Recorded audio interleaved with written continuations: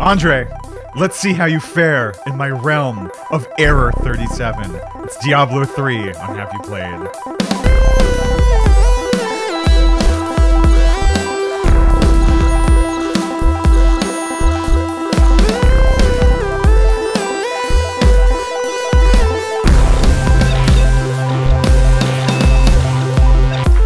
Andre, have you played Diablo 3?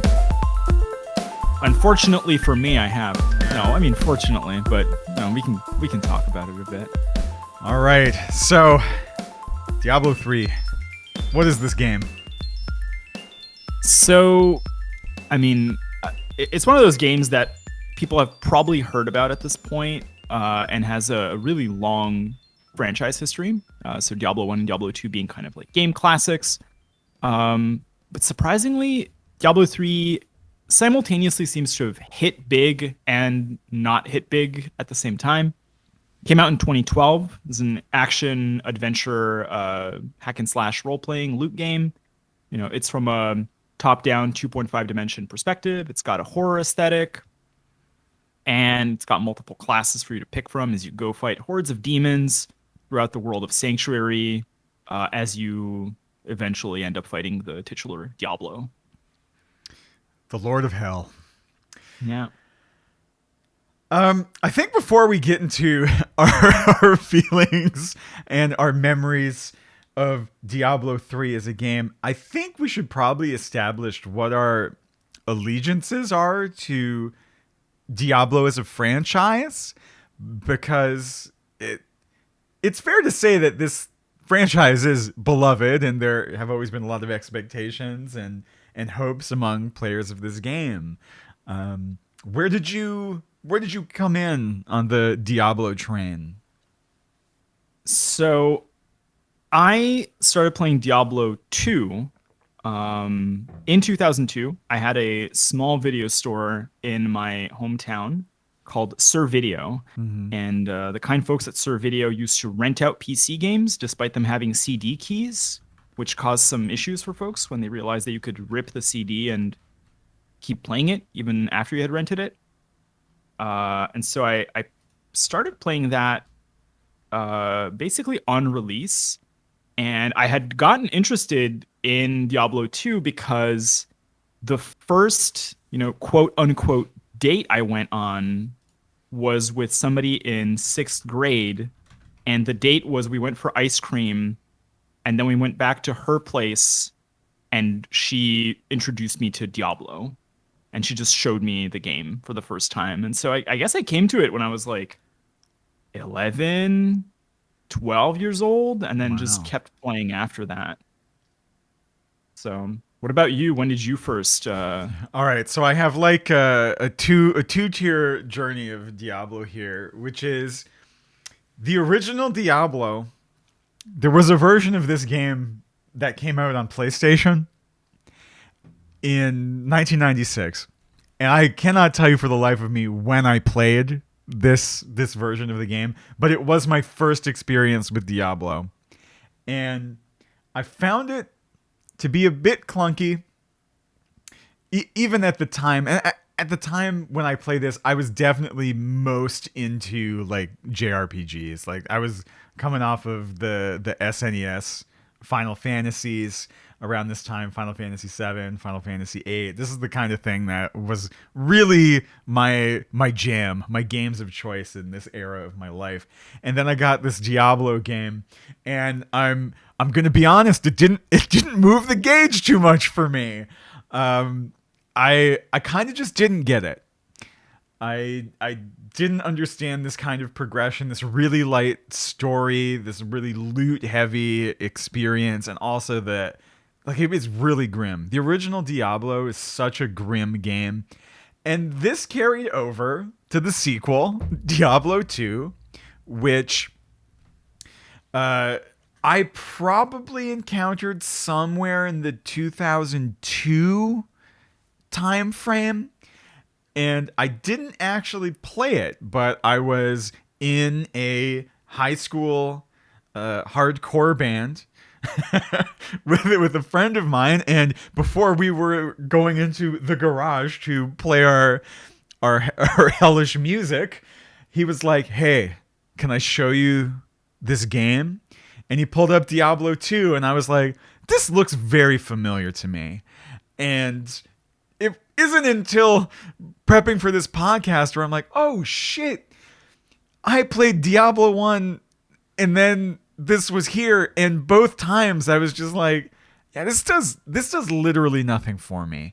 And so my real first deep connection to the franchise was when the trailer dropped in 2008 with the announcement of Diablo 3 as a game. And by that point, I had been really invested in new Blizzard products like StarCraft 2 and World of Warcraft. And so, as like a kind of just like, I'm a fan of Blizzard stuff now kind of player, I was like, oh yeah, I'm absolutely here for this.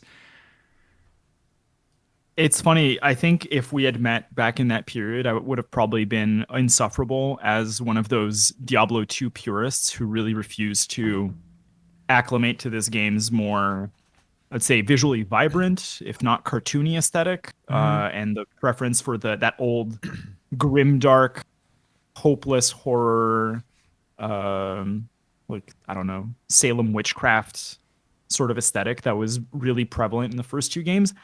So maybe, I mean, maybe we should contextualize sort of the reaction or the changes of Diablo 3 relative to the franchise. Yeah, And I think actually we should set now, that up, which is the first two games share a very grim, kind of grainy aesthetic, but it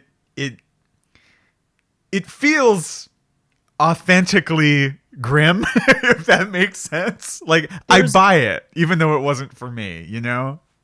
there's almost a sheen, if you want to think about movies of things like Cujo and Pet Cemetery and like that very Oh grim, yeah. dark 70s, 80s aesthetic of horror that runs through that game, and which is really absent from three. I think three is It's a fantasy game with the lights down low, is how I would describe Diablo 3.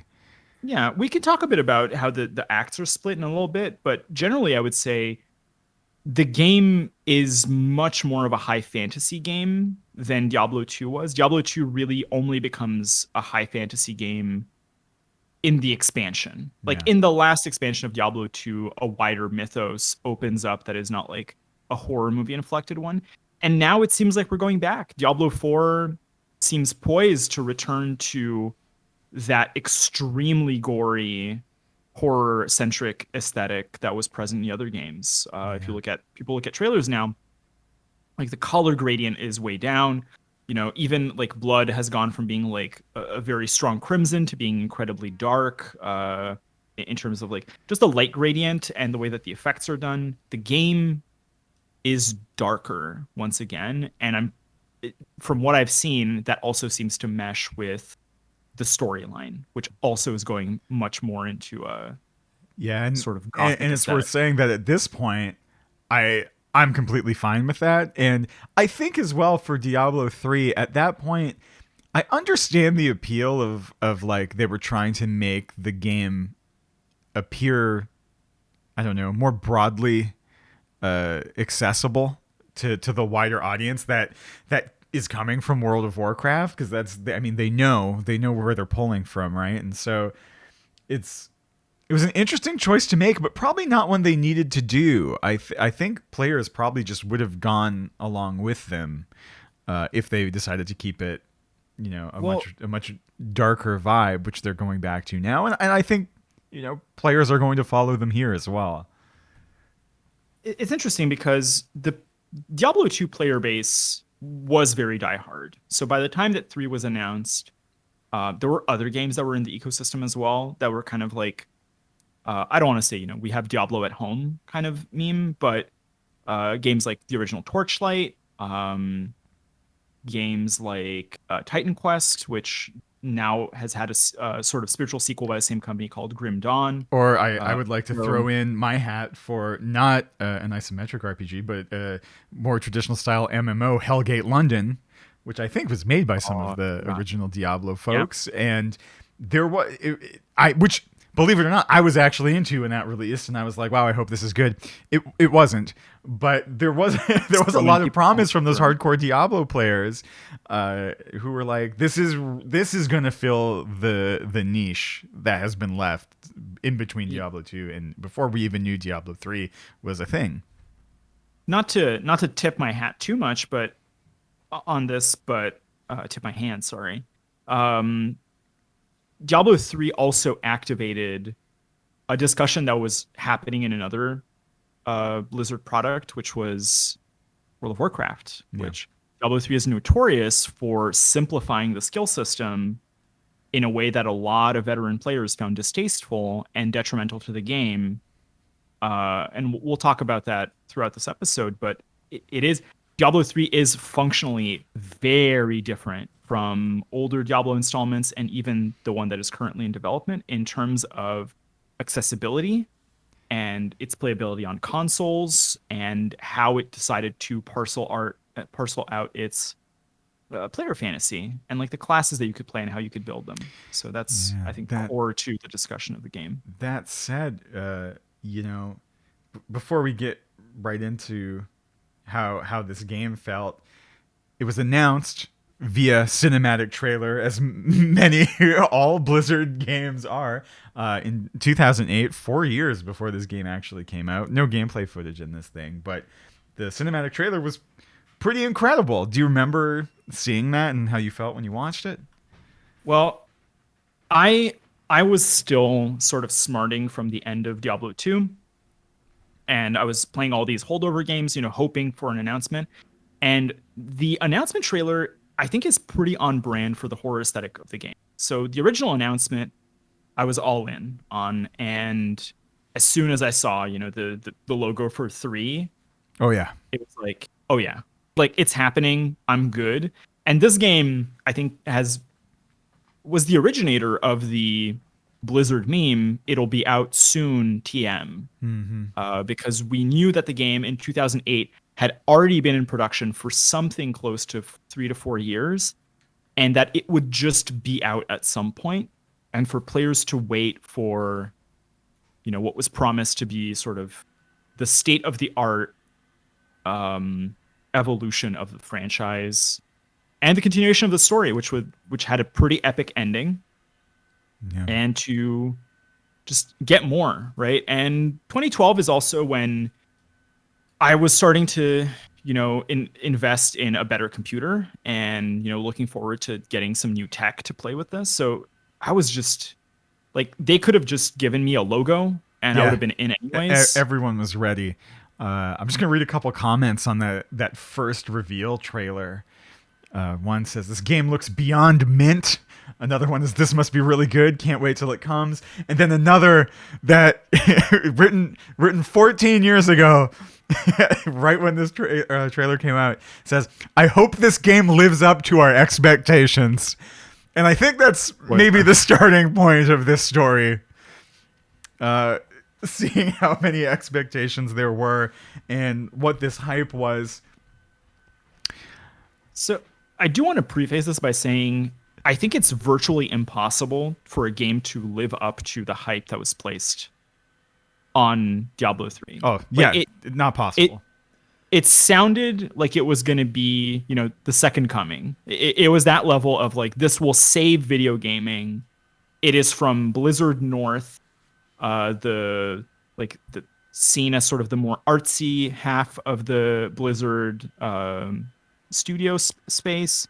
Just the idea that it was going to be a complete game changer. I think by default we were always going to be a bit disappointed. I'm not sure we were ready for how disappointed we were going to be. And maybe that's it here. So before we jump into Diablo itself, was there anything else you wanted to talk about in the lead up to this? There was a second piece of media that came out in 2010. It's like every 2 years we got a little breadcrumb to hold us over, which was the first gameplay that we saw Yeah, of so the I game. think the 2010 trailer is really important in a discussion prefiguring expectations about Diablo. It was the first time that we got to see the aesthetic of the game and how Yeah. it was going to look. If I remember correctly, the trailer was for the barbarian class, which is sort of the kind of default character for Diablo There were 2. a couple other And classes in it as well. yeah, Wizard as well, I think, was Witch Doctor present. was definitely in there. Right. They showed, I think those were the three. It was barbarian, witch doctor, and wizard. And then later on, we got oh Lord, me trying to remember, Demon demon Slayer, Demon hunter, Hunter, and the monk. uh, the monk, Yeah. and then the other classes came later. Yeah. One in an expansion, one in DLC, which we'll talk about in a bit. But I think when people saw the aesthetic, it was already cause for worry. A lot of people said, "Well, like this looks like World of Warcraft. They've cartoonified it." And to be fair, it is different from the original, but I think calling it World of Warcraft is sort of an oversimplification of the aesthetic. Like it is complicated, but World of Warcraft does share some design DNA with the interface, as do many games that have a character page and statistics. Yeah. But I think it was around the idea of how the skill effects look, how movement worked, the speed of the game, how destructible it was, and quite frankly, how much gore there was in the game. When you hurt enemies, they tended Mm-hmm. to not explode in giant puddles of bone, meat, and blood. Mm-hmm. And I think you can trace, seeds of the reaction that would come in 2012 back to that 2010 moment when people were already saying, well, I really don't like the aesthetic, and kind of opting to pressure the company into changing the aesthetic verbally, telling them like, we don't like this, change it. Yeah. And also, starting to ferment this narrative that if the game was made to look this way, it was to attract casual, non-legitimate fans that hadn't stuck around with the game for a long time from World of Warcraft and from other games. There's a Romanian saying, which is, you're not one of us until we've shared a bag of salt. Right. And it really did feel like the Diablo community was like that, where it was like, if you haven't suffered through like no patches and waiting for this game for 8 years, and you're not like a diehard committed to the aesthetic of 2, then you're not really a fan. Yeah. Well, soon enough, people were sharing salt over this game. That's for sure. But I think it's important to remember too that the strategy of appealing to the more general base, even in that first gameplay trailer in 2010, was working. A lot of the YouTube comments on it are fairly positive, the ones that were made at the time. Right? Since then, obviously, people are retroactively going back and kind of misremembering the hope for the game, I think. But it was... The core fan base was feeling somewhat alienated, too extremely alienated by the design choices. But there were a lot of new players to Diablo coming into it with really high hopes. And, despite not playing the prior games, maybe some unreasonable expectations. Right. So I do. Oh, go ahead.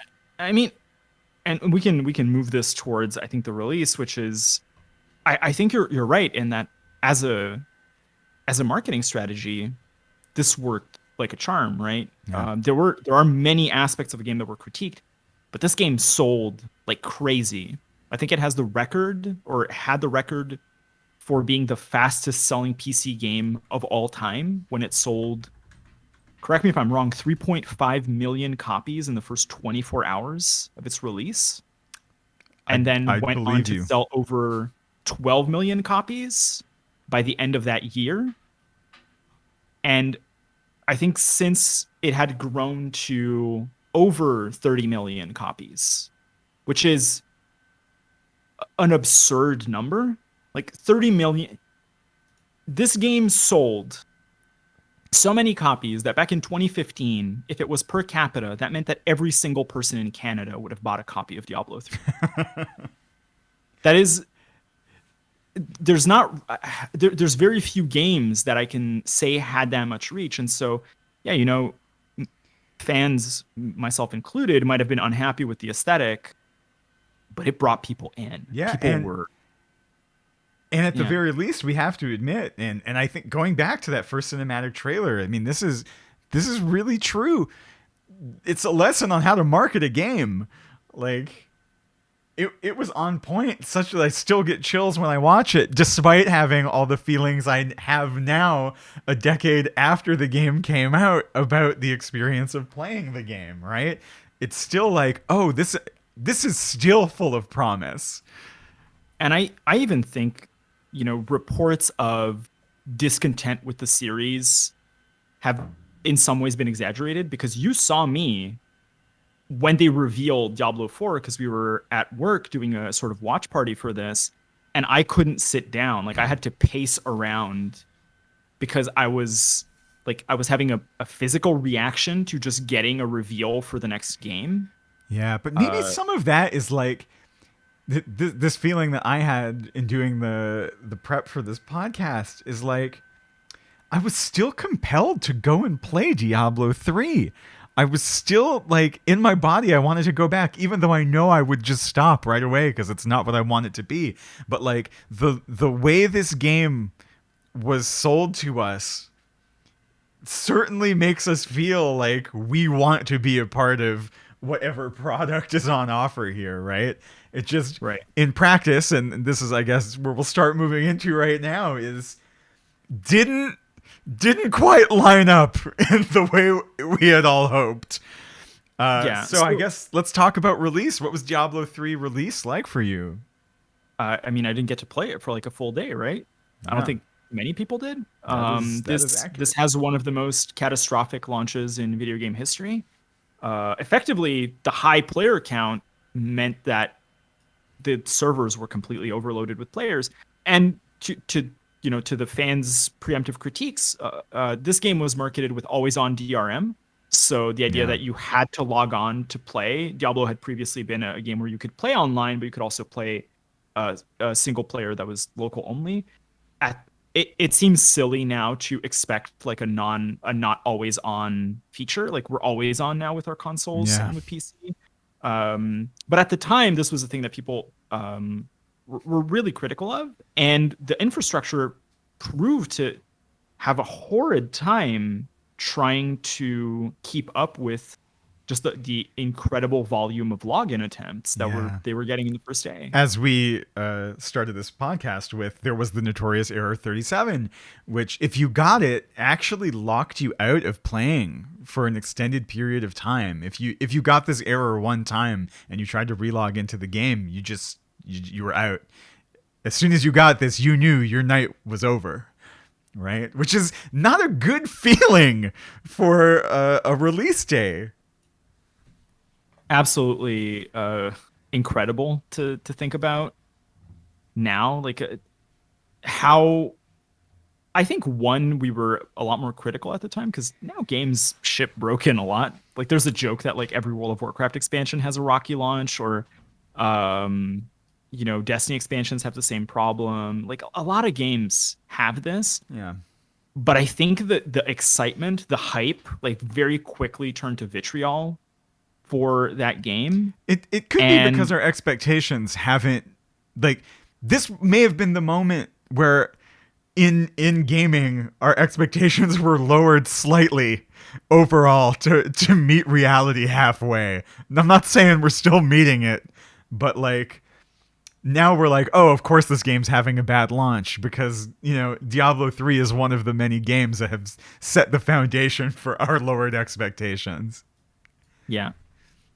There's also, I think there was a sort of broader hype formation around this game. So I remember that World of Warcraft had a promotion where if people signed up for a full year of World of Warcraft, they also received a free copy of Diablo 3. And so basically everyone I knew was playing both. Like, they were playing World of Warcraft and then logging on to this. And it also, so for not only did getting the full year guarantee you a digital copy of Diablo, it also guaranteed you beta access for Mists of Pandaria, which was the almost concurrent expansion for Yeah, it World of came out Warcraft. slightly after this. Yeah. And you got a mount in World of Warcraft that was Diablo themed. And so there was a lot of cross promotion hype building that was around this.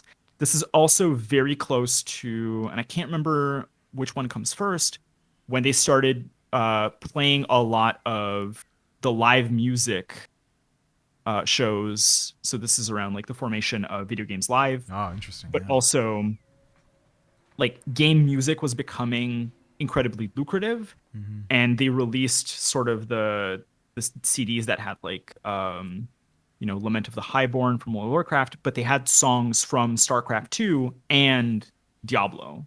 And so like there was a whole thing of building anticipation, which I think made the rather unremarkable, difficult launch much more remarkable than it needed to be. Yeah. In terms of people like freaking out, myself included. I'm not immune to the odd freak out when game servers don't work, but Yeah. it's kind of Nor I. It was a fairly annoying time.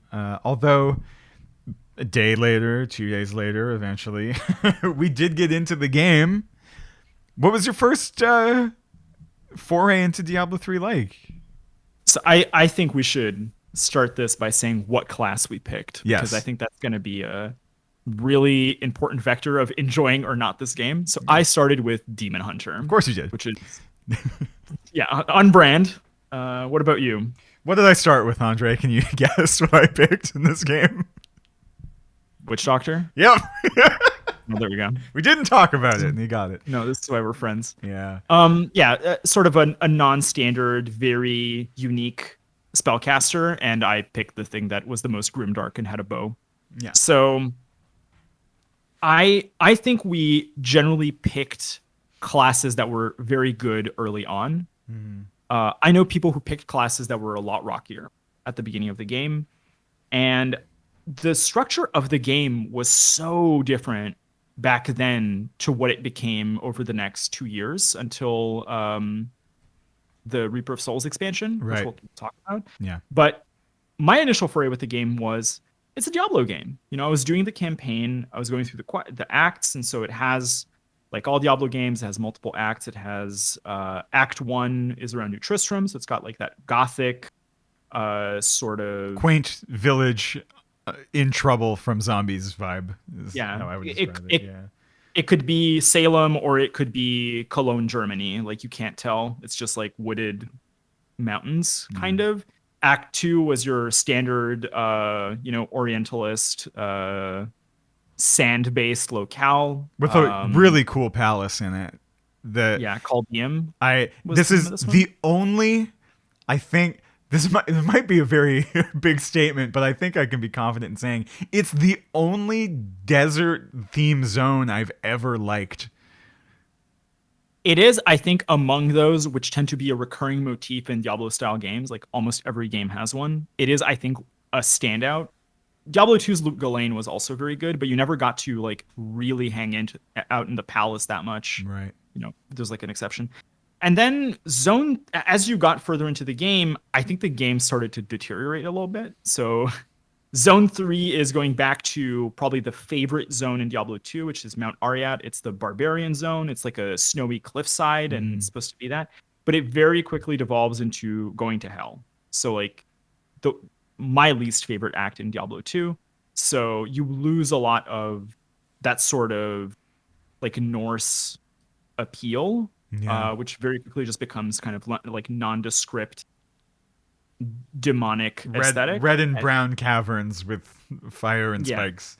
Yeah. And then Act 4 is going to the heavens, which was really cool, but much shorter as an act. And so I think once you hit the end of that first run, which was, fairly sizable for a game of this, you hit the point where you are now entering what I would argue is the full structure of play around Diablo 3, which is you're doing the campaign in increasing difficulty levels for better. Yeah. And there's not all that much campaign, and a lot of the difficulty felt tedious until you got to Inferno, which felt unbearably difficult. And that, I'll bracket it there because that brings up another problem. But that was my experience, let's say, in the first 2, 3, 4 days Yes. or so. I felt the same. My my positive memories of this game were that first run through of the campaign, which I'll talk about in a little bit more detail, and the things I really gravitated to and loved about it. And then the prospect of getting on this treadmill to replay that same campaign again and again just became really disheartening as like an activity, right? And I feel like if the game had been designed as more of like a premium purchase Souls like experience in the form of a Diablo game, I probably would actually have a lot of positive things to say about it because I would have beaten it, I would have put it down, and I would have really fond memories of having played it, which I do in part. But the very pleasant parts of this game are severely undercut by playing that campaign again and again and then halfway through the next run of it going, yeah, I am out. Yeah. So I think bringing in Souls as a comparison point here is extremely important. So one of the things, when we mentioned earlier that Diablo 4 is switching back to a different aesthetic, I think Souls is in large part to credit for that. Like, Oh, yeah. that series has repopularized like the Gothic sublime, like these extremely large titanic structures, enormous bosses, sort of impactful, slower gameplay. And Diablo didn't do that much. Although But the other thing, I do want to break in here to say just briefly, the thing that I really loved about Diablo 3 were the few big bosses that it had. Is I thought this was a key strength and really the thing that I still take with me in my hopes for the upcoming Diablo. Please continue. No, they were very good. And I think that's the two parts of the game that have always, like many loot action games, there are two aspects that I think are really important to nail outside of your character, of course, like character diversity being good. One is boss design, which like I can accept like a lot of, kind of non exciting general encounters with tiny goblins. Yeah. But the bosses better be good when I meet them, or Yes. they better not just be like nondescript piles of mechanics. And the game had that. Like all of the big bosses, like Leoric, the Butcher, Magda, Asmodan, the Asmodan, Belial, like Diablo. all these Awesome. encounters, fantastic, and fantastic also in the expansions. So that's great. The other thing that you really need to nail, and which Diablo 3 really did not early in, is itemization. Right. And this is why when you pick up a Souls game, it's really hard to get mad at itemization because it's fixed. So you know where specific items are.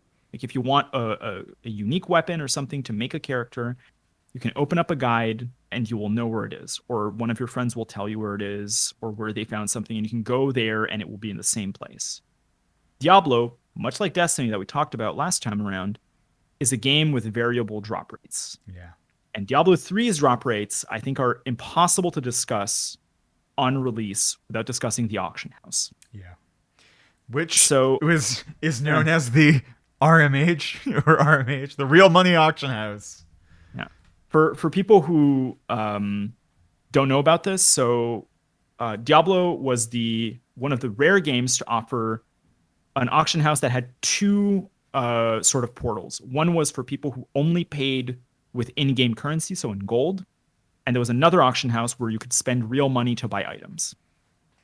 And so drop rates were adjusted for items in consequence. Like the idea was that you would go on the auction house to buy the thing that you needed. Yeah. And this included unique weapons. But the itemization was so poor early on that well rolled rare items were often more expensive than most unique items. So the way itemization works in Diablo is you have gray, blue, yellow, orange, and later green items and red, which we'll talk about later. Um, Gray has no modifiers. Blue had two modifiers, yellow four, or three or four, I can't remember. And then unique had like the maximum amount you could get. And that was it. And this was actually like a really big step down because unique items in Diablo 2, there were hundreds of them. Yeah. And they had very unique interactions. Like they would give you different skills that you didn't have access to, auras. They would change the way your character worked. And there was ways to customize items by building rune words that were themselves a unique item inside of a trashy gray item. And so Diablo 3 stepped down from that complexity, and it only gave you a few vectors, those few stats that were good, and unique items tended to have some small benefit, some small numeric benefit, but not really a big modifier until the expansion came much later. So the itemization felt bad. Yep. It felt locked behind exorbitant amounts of gold if you were playing the free, like the non-RMH version. Yeah. And it felt cash gated if you were playing the version that was on the real money auction house. Yeah, and I want to talk a little bit about the lead in to the real money auction house a bit, because I think from where we are today, we look back at this thing as though we always knew this was going to be a bad idea. And like, there was a decent amount of skepticism when they announced that this was what was going to happen for the monetization of the game, or really just as part of the core systems. But I think we forget, and certainly in the group of WoW raiders going to play Diablo that I was in, and my other tangential gaming circles, you have to remember that like in 2012, live streaming video games is like just getting going as a career. And so there was this idea circulating that like this was one way to monetize your gameplay in a way that you could make a living off of this, that you could really be like a full-time gamer.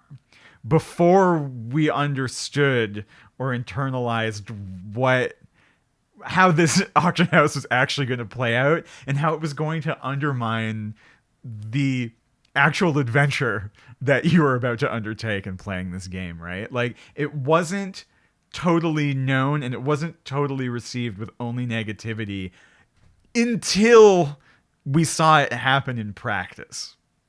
Well, I think kind of detailing the auction house a little bit is also really important for people to get a sense of how this happened. So the auction house was announced after the initial gameplay trailer in 2010, but before the release. So it was in August of 2011, people got a chance to see it. And reactions were definitely mixed back then. Mm-hmm. It was actually a problem internationally. So for example, in South Korea, the auction house had to be removed because it was in violation of local anti-gambling laws. So it was also a question of national context. Like, we were a bit more receptive to it, I think, in North America than other jurisdictions were. And the way that this worked was you'd get an item, you'd price it, and Blizzard would take a cut of your auctions. They take 15%, right? Plus the listing fee. And for comparison, just to give a sense of scale to this, if you've ever put something on the Steam marketplace, for example, Steam takes 5% of what you put up. So anecdotally, I knew somebody who was like an auction house farmer at the time and did this as a full-time job. Yeah. And made like $400 a month. And it wasn't that you were going to get big ticket items that were multiple hundreds of dollars. You were going to get a lot of smaller items they were selling for like $5, $6, $7, which kind of turned the game into like this menial drudge work where you were trying to get items that were easy enough to sell, but wouldn't cost so much that only a select few of people would want to buy them. So you're Yeah. always trying to aim for the middle of the pack. It was a weird thing. It really did create like a job inside of the game that was like procuring items for other people to play the game with. Yeah. I still don't know how I feel about that. And I mean, designers have gone on record saying that the game really hurt the auction. The auction house really hurt the game. And then they eventually shut it off, right? When they released the expansion, Reaper of Yeah. Souls. Took them about 2 years to shut off the auction house, I think. Yeah. Well, it's 2014. It's when the expansion released. That's Yeah. when they rotated the old system out entirely, and redid itemization from the ground up, which, that's like a second tier to this discussion. But Hmm. no, the auction house, I think, seems like a very contained problem, and that like you can remove it. But the entire game economy in a game about getting loot was based on its existence. The Yeah. percentages were skewed. Yeah. And I think maybe this is a good time to jump to just the actual feeling of powering up, acquiring items in this game, and how the whole thing felt at the end of the day. Um,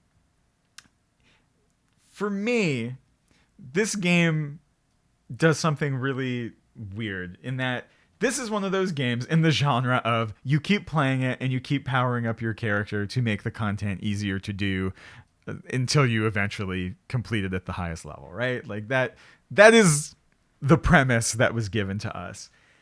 But like the really odd thing about this game is that the most interesting encounters as you power up your character by collecting items become trivial in a way that it feels less like you're playing the game and you really are just creating this kind of loot collection treadmill. Yeah. And I had a This really is hard long. time like a really hard time like justifying turning this game back on. Even as my character was really strong, I was like, but what am I even doing this for? Like, there's no real challenge other than I hope I get the right thing for me. And Yeah. that was my lasting feel of playing Diablo 3, where I will always remember the second act boss fight, Belial in the Golden Palace, the desert zone that has this Golden Palace in it, and there's this demon pretending to be a little kid king. And then you have to fight him in this swirling green mist, and he's huge, and it's amazing. I was like, this is the best. And after I did that Act 2 boss for the first time, the entire game was a downhill slope for me. We should. I also think like there's two different versions of Diablo, and maybe we can bridge the gap between what the game started out as and what it became over time. So the phase that we're talking about now is when your loot progression was to do normal, hard, expert, master, and then move to Inferno. And Inferno had grades. Yeah. You just kept going from Inferno 1 to Inferno 8, I think was at the time the maximum. And basically you got loot, you went to the next Inferno level, you kept getting more loot, you went to the next Inferno level, and so on. And the game was decently hard at Inferno 8, but at a certain point there was like no grind left. Yeah. Campaign was done, that part was done, and so that was kind of it. Like you just replayed the game. Yeah. And 2 years later, so about a year later, this gets announced, but then we get the full release in 2014. The expansion Reaper of Souls comes out, and Reaper of Souls I think has changed Diablo in a way that would inform a lot of other ARPGs in how to build progression itemization. So the auction house left. They redesigned all unique items to have unique properties, so they made them unique again. And they reintroduced a staple from Diablo 2, set items. So these are green, and they're kind of like unique items, except that some of them don't have modifiers on their own. And when you have the full set, you get really, really big bonuses. And when I mean really big, I mean things like, the damage of a skill increased by 30,000%. To really push high synergy play styles and to give you the sense that you are customizing your character and that you're doing something like that. Inferno was changed. So we kept, I think, a lot of the old difficulties, and then it went from Inferno 1 to Inferno 6. Eventually, they added up to 12. And those were sort of the new difficulties that you put out. And you went to do, when you would be done with the game, you wouldn't replay the expansion, the content. You would do something called rifts, which were these discrete zones that you would open up that would have multiple floors that would be randomized. And at the end, you would have a randomized boss from a selection. And you would get currencies that you would go gamble on gear at a gambling shop. And that's really the basis of itemization in Diablo post Reaper of Souls, with the eventual addition of an infinite floor dungeon, where effectively what you do is you just level up your gear to go further in the infinite dungeon to get better gear. To go further in the infinite dungeon. Infinitely. Yeah. Effectively, you are doing it. If you were doing it at extremely high levels, you were probably competing with people on leaderboards to just be the person who had gone to the deepest floor. Yeah. But there's no narrative outcome. There's no big ticket boss. The boss that you fight on floor 100 is the same boss that you maybe fought on floor 1 like a week prior. Just scaled up. And I think the feeling that you are clocking is accessible to very top tier end game players in original Diablo 3 and becomes part of the core experience in Reaper of Souls, where it really does feel like a hollow loop of just getting better to get better. Yeah. Which to be fair, is completely fine. But I still think the game kind of runs on that presently, even though the Rift system, I think, has been updated, and there are certain seasonal elements that the game has added over time. And it's just, I think it's worth saying that for me as a player, I'm much more interested in, like, give me a really cool boss fight, like, one time, and make me work hard on that to get it, or 2 or 3 times with increasing difficulty, but like actual mechanical changes and not just the numbers scale up. And that was the great disappointment of Diablo 3 for me, and I think I would have followed it through more if on these higher difficulties the bosses felt meaningfully different, but they really didn't. It felt like I was kind of just in the same loop, and it didn't really work. Although Reaper of Souls, did you come back to play for the expansion? I did. So a lot of us were out late into Diablo because really the game released and then there wasn't much to do after that, right? Yeah. So we were sticking around for a few months, but we didn't stick around the whole time. And then Reaper got announced and the changes seemed substantial. They also added the Crusader class, which I really wanted to play at the time. Same. And they added the new act, 2 more of the big bosses, new zones. There was a lot of overhaul to the game that felt exciting to come back for. Yeah. And it also added 10 more levels, which added more skills. And maybe this actually maybe a good point to bracket for a little bit is we haven't talked about skills yet. We haven't talked about how you build the characters. So Diablo 2 is notorious for being one of the games with the most skill trees. So the idea that you start at a level 1, you get access to certain skills, and then you bump them up, and they give you access to skills further down a tree, like a line that splits up. So for example, you buy levels in Fireball, which will eventually lead you to be able to get levels in Meteor as a skill, which is a cooler, bigger version with different stuff. And over time, Diablo 2 added synergies. So there were skills that were utility skills or smaller skills, but getting points in them would increase certain parameters of other skills. And so there was a lot of modular build synergy and crafting that was really important. In its push to make the game accessible, Diablo 3 undid all of this. So they would offer you 6 buttons, which is more than you had in Diablo 2, to be sure.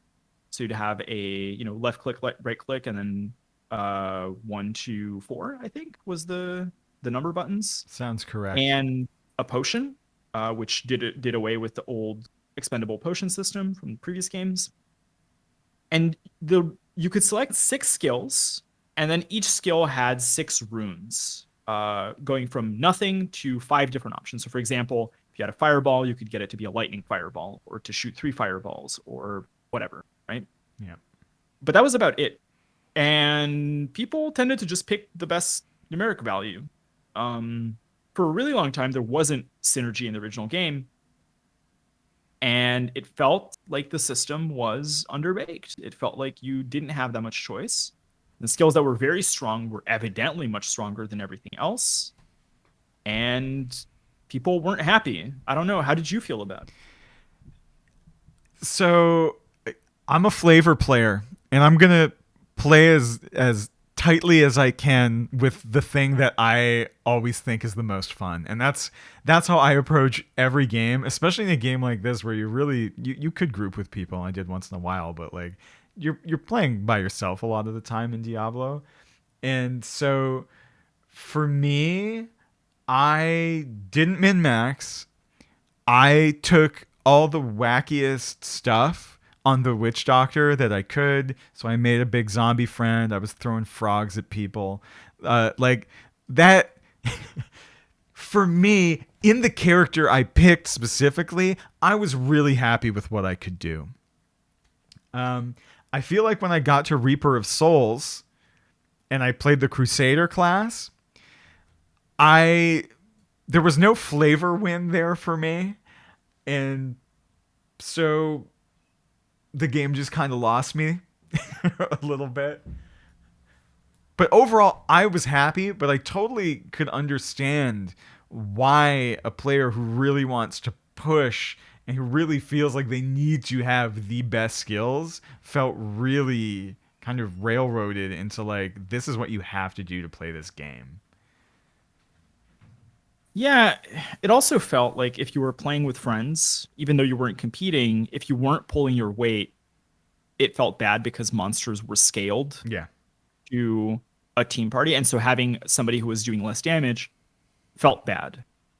And it also felt bad if you were like, you would say, well, I was playing Demon Hunter and I really liked multi-shot, but multi-shot was really bad. Mm-hmm. And so the correct way was to play with Elemental Arrow, but I didn't want to.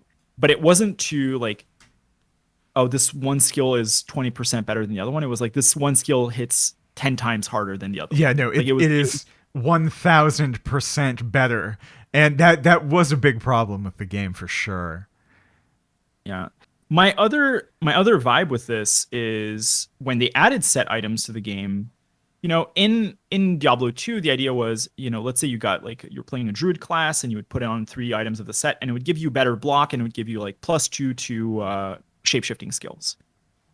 In Diablo 3, it was much more like if you do this, X group of skills hits 10 times harder and this one is permanent. And so sets were very, very strong to that tune of like tens of thousands of times better. And it would require you to kind of cordon off everything you could use to one specific grouping of skills. Mm-hmm.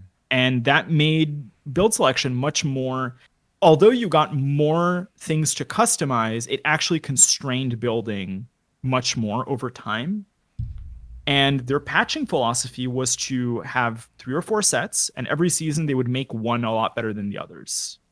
So that if you had played, let's say for your Witch Doctor, if you had played the Summoner build in season 1, well, they made the Voodoo Magic build 10 times better in season 2 so that you would feel compelled to play the other build. And that's kind of how they managed player retention for a really long time. Right.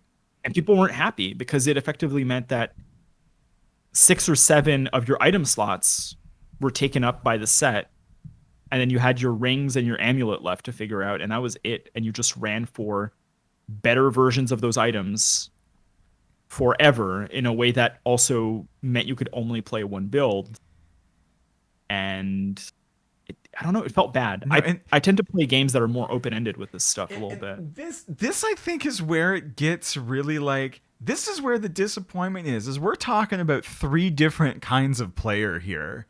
And for all of us, for whatever kind of player you were, somehow it felt like Diablo 3 was giving each of you very little to keep you having a good time or to even take away a fond memory from this game, and was so often acting against itself. Yeah. What do we do with that? Well, I think somebody did something with this, and so I don't want to devote an entire episode to this, but I think the discontent with Diablo 3 is why Blizzard eventually lost that market to Path of Exile Yeah. for an extended period of time. I don't know if that's going to be the case by next year, but the idea of maximum modular flexibility, the grimdark aesthetic, character customization, high difficulty unique encounters, all of those answers came from Path of Exile, a game that was developed in New Zealand out of a basement at the time by three people who were just Diablo fans and wanted to make a spiritual successor to that game. Mm-hmm. Now, is it actually a spiritual successor? Is it good? Has it fallen into its own pitfalls? That I think that's the subject of a completely different discussion. But I think the solution was if Blizzard isn't going to do it, we're going to do it ourselves. Yeah.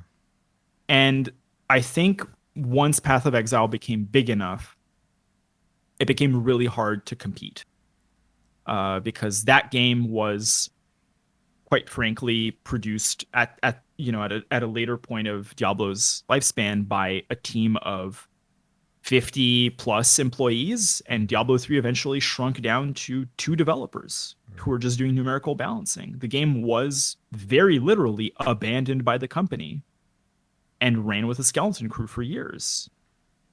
And part of that, I think, also comes from the fact that Diablo 3 was the premium game. So when you bought the game, that was it. You had paid them the money.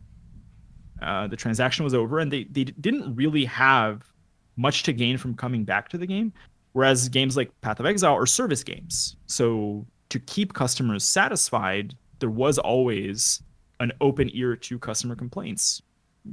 Again, to be discussed.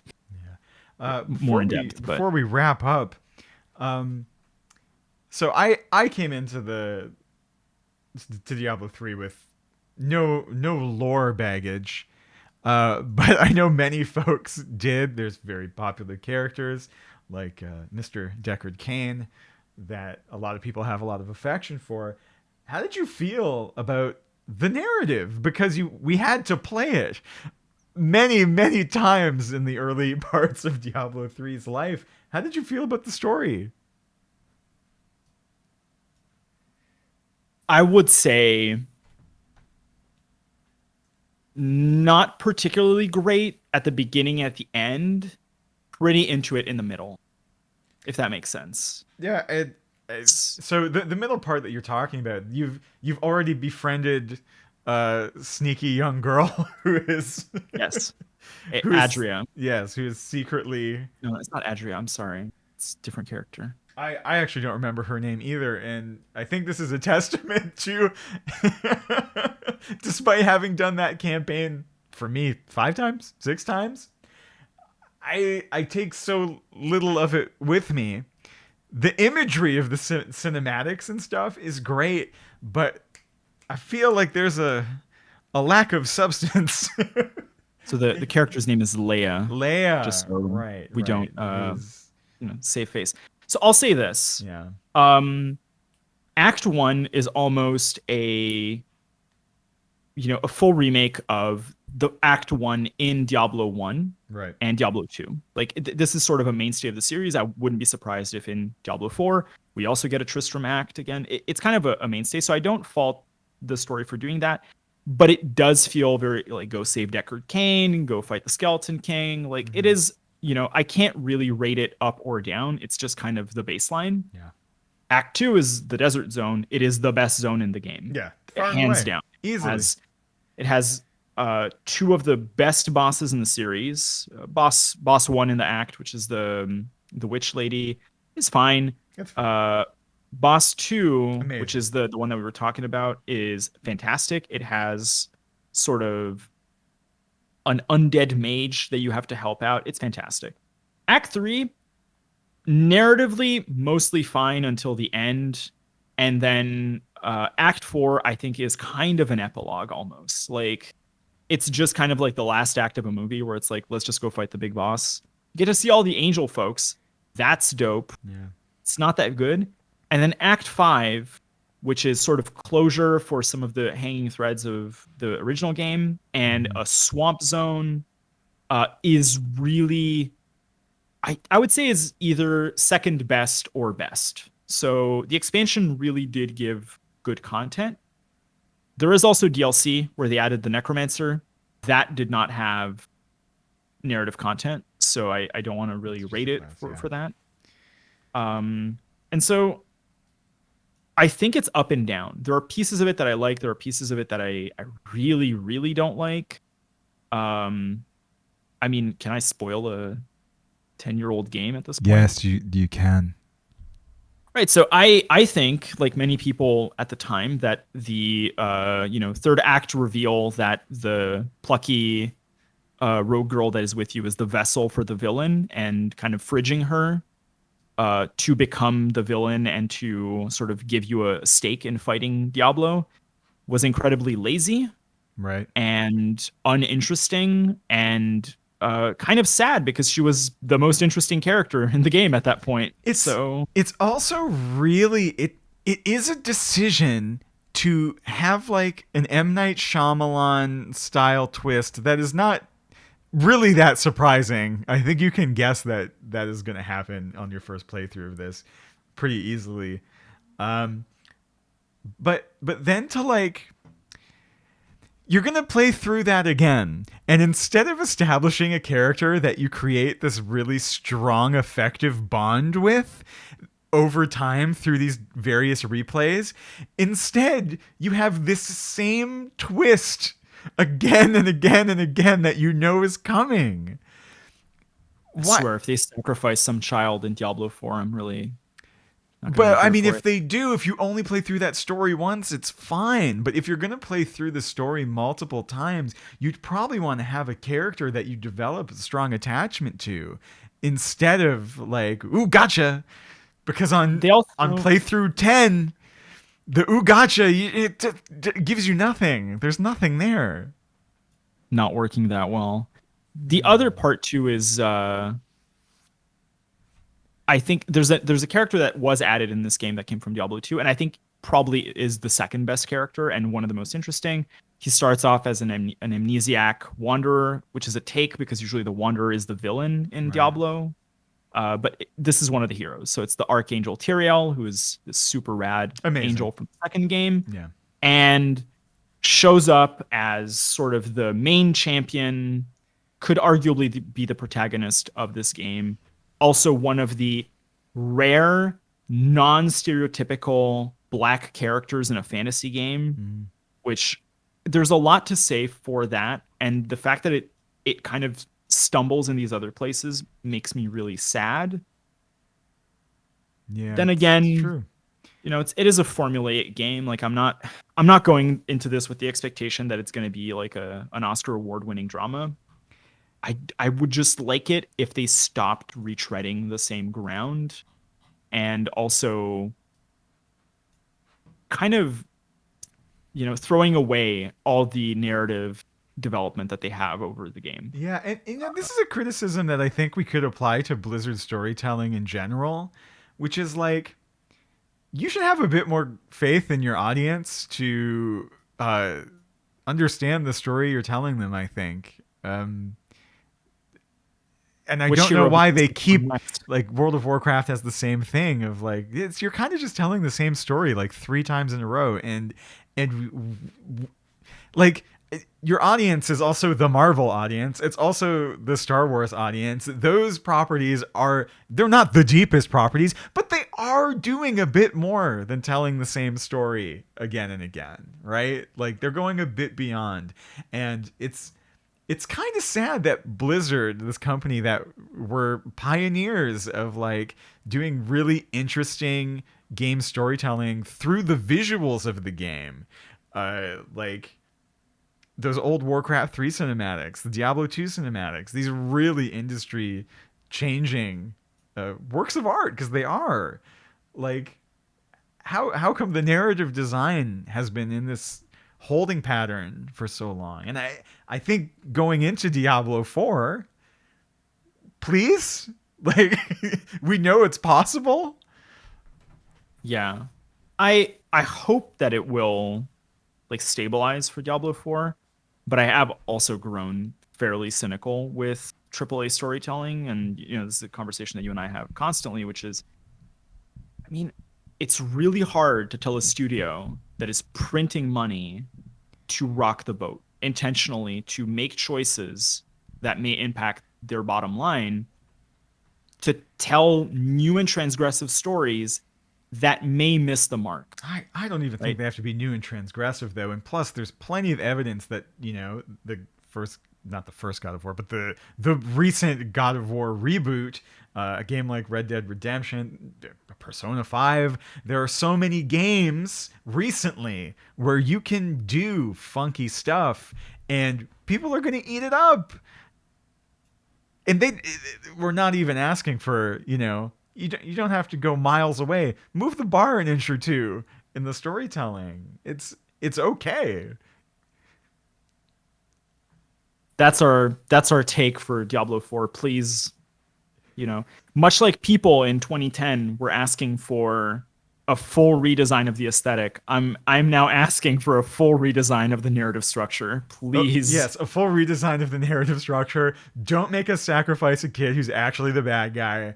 And don't make the hero fall from grace and become the villain. I think if you can possibly tell a story without doing these two things, you will be all the better for it. Now, this podcast that we do, as we're nearing the end of this episode, is really about the positive aspects of the games, and we chose a game here that is fairly difficult for us to remain totally positive about, but I don't think it's totally a negative thing here. And maybe in closing, instead of going into some of our segments, we try and, what good has Diablo 3 brought us individually as part of a community of gaming people? There are like two things I can tell you I still think of very fondly for Diablo, because I think the discussions that we take tend to be a bit more formal, so we focus on aspects that people have like critiqued a lot. Yeah. Having played a lot of these ARPGs, Diablo 3 has some of the best action combat movement of these games, despite the fact that it looks aged now in terms of like the graphical quality. It still feels good to play. Like it is a very well-tuned game in terms of movement, skills, action combat. There's a lot of variety and there's a lot of fun to be had. And I think if somebody asked me today, should I still play that? I would say sure. Grab it on sale, play it. You're going to have fun. You don't have to have fun with this for 500 hours, which is probably how much I played it. I wouldn't even say grab it on sale. If you have never played this game before, I could still wholeheartedly say to you, yeah, just go buy Diablo 3 with Reaper of Souls and go. It's going to be great. You're probably going to have a good time if you play this through as like a single player campaign. My other aspect of this that I really liked is I do think, although the set designs were restrictive, I think each one of them opened a very unique class aesthetic / play style for most of the classes that was really fun. One of my favorites, for example, is the Demon Hunter had these very limited dagger skills, and eventually they made knives for the Demon Hunter that weren't ranged weapons, and so you could play this like very tumbly, fast, cool rogue knife gameplay that hadn't been accessible. And whenever one of those things happened and it opened like a new door for you, I always got like a day or two of really good game for that season. And if I stack all of them together, that's still probably like a 100-hour stretch of me having a lot of fun with this game. Yeah, I agree. And there's the thing to say of like, what is our expectation for, the dollar to hour joy? Because I quit somewhere between playthrough 4 and 6 of this, in the in the middle of the snowy mountain zone. I remember where I shut this game off, but up until that point, I was having a great time. I had a great time on a couple different classes. I played the witch doctor and I played the monk, and I think in the deluge of bad feelings and burnout and troubling monetization that the game had, we really do lose some of the good that it did, and the classes did feel good. I think the set design, especially in Acts 2 and 4, and in the Reaper of Souls expansion, the levels are great. They look like the palace in Act 2 still looks incredible. I contend that it's still amazing, and the heavens is an all-time favorite zone for me. Like aesthetically, gameplay, whatever, but I think it's gorgeous, and I know I'm not alone, but I also know that is controversial. It does. This is a thing of this game did have the Blizzard polish that so many people lament has maybe waned a little bit. Like, this game did have it, despite all the other problems. It was a fully realized, very artistically aware and focused project. Yeah, and it is still worth playing today for a little bit if you have not played it before, and even if you're the right kind of player that's still enjoying the season that it is on now. Clearly, they're doing something right for somebody, and this is good, and I'm glad that game exists for those folks. I know we're not doing segments, but are you happy if I include a trivia tidbit for folks? Let's close on a trivia tidbit here. So Diablo, being a very gory game, had trouble passing Chinese censorship laws, which are fairly intensive, and it did, partly because of the sort of toned down aesthetic. So that game version had a sort of internal title referent for the company. And so Diablo 3 was known, in the Chinese version of the game, was known as Big Pineapple. So that's all I've got on that. And at the end of the day, aren't we all just big pineapples? So that's it for our discussion of Diablo 3. Next week, we're coming back to you with what is controversially my favorite JRPG of all time, Final Fantasy VIII. And we'll see you there on Happy Played. Thanks.